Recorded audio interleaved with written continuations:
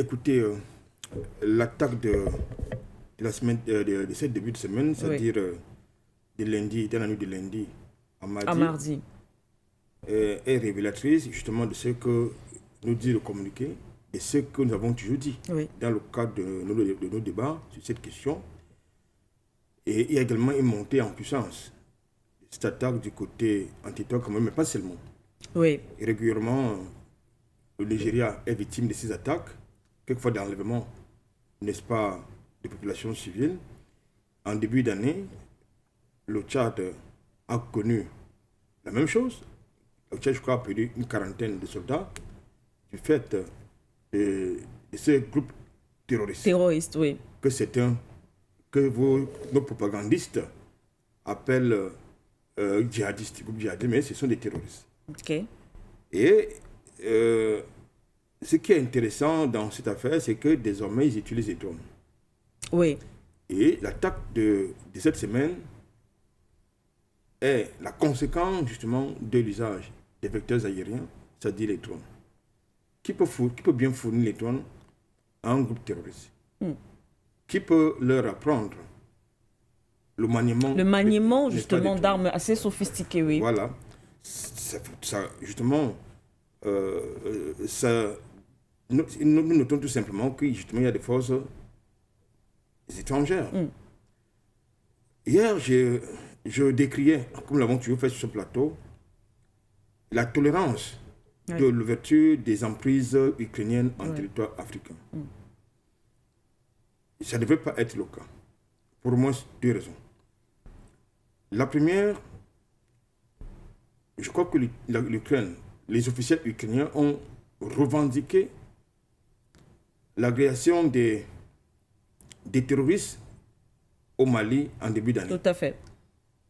Les officiels, notamment le renseignement du gouvernement ukrainien, l'ont affirmé qu'ils ont soutenu, ils ont formé, ils ont fourni les drones aux groupes terroristes du côté du Mali. Cette raison devrait motiver nos gouvernants à refuser, n'est-ce pas, l'ouverture des emprises diplomatiques ukrainiennes en territoire africain. La deuxième raison, c'est toujours dans le narratif de ceux qui absolument veulent engager une guerre contre la Russie en territoire africain. Ils ont dit que partout où se trouve la Russie, sur le continent africain, ils y seront. Et, bien évidemment, le Cameroun entretient de très bonnes relations diplomatiques qui datent d'ailleurs avec la Russie. Je crois que lors de sa dernière visite, de son dernier pèlerinage au Cameroun, Macron a été conforté dans cette position par le chef d'État camerounais qui lui a affirmé qu'en dehors de la France, le Cameroun entretient des relations diplomatiques très séculaires avec la Russie. Et qu'on n'avait pas à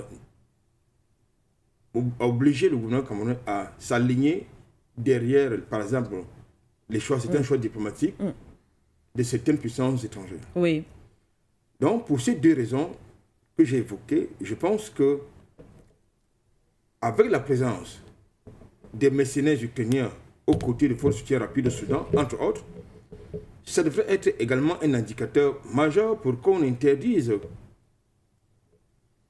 l'ouverture des emprises diplomatiques ukrainiennes en territoire africain ou même fermer celles qui existent. Mais pas seulement, il n'y a pas que les forces exogènes ukrainiennes. Vous avez les États-Unis. Habituellement, nous parlons d'un encerclement stratégique, notamment au niveau, pas seulement du Sahel, au niveau dans la région des Grands Lacs, au niveau du Golfe de Guinée. Tout à fait. Dans le projet de la Troisième Guerre mondiale, il est question justement de fragiliser davantage certains pays africains qui ne sont pas alignés derrière les intérêts ou bien la vision de ceux qui veulent absolument commander les relations internationales, notamment sur la question ukrainienne ou bien sur la question de Gaza. Lorsque vous avez un groupe terroriste qui utilise les vecteurs aériens, ça devient très préoccupant. Ça, c'est d'un de deux. je crois qu'il faut également noter qu'il y a eu comme une sorte de complaisance, ou dire, oui, de complaisance au niveau des services de renseignement camerounais. Ok. Oui, parce que une attaque d'une telle envergure, Ouais. avec autant de conséquences, des dégâts à la fois humains et matériels, ça questionne justement le rôle des renseignements. Parce que dans ce genre de choses, nous ne devrons pas baisser le...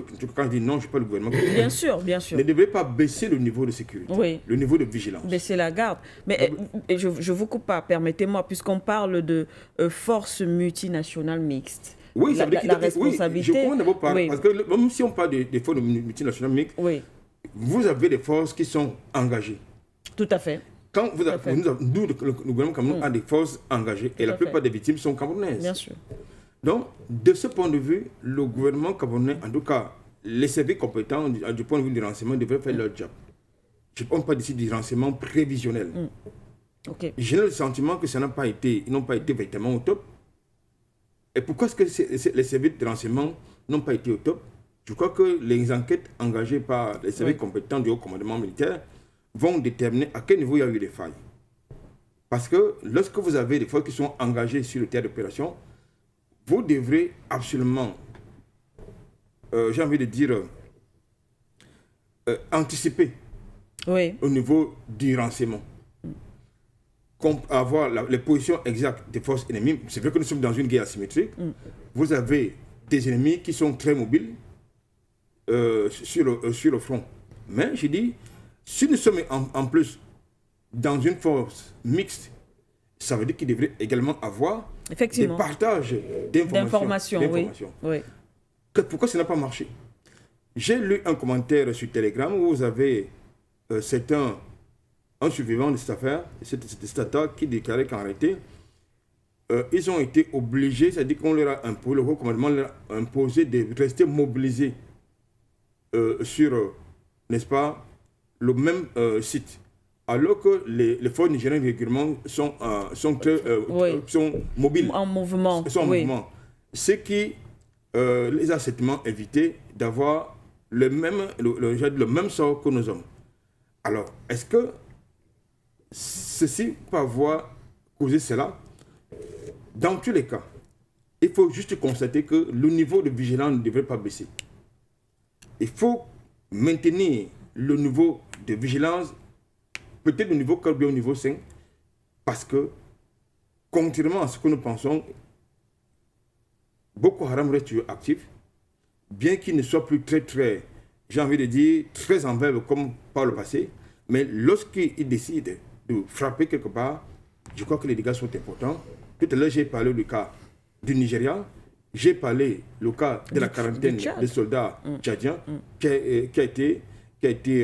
a subi le même sort que les soldats camerounais. Donc je pense qu'il faut rapidement reprendre, n'est-ce pas, la situation en main. C'est vrai que dans le communiqué que vous avez lu, il nous a indiqué que les renforts qui sont venus, qui sont arrivés, ont engagé le ratissage, justement, pour chercher à déterminer la véritable position de ces terroristes. Dans tous les cas, il ne faut pas baisser la garde.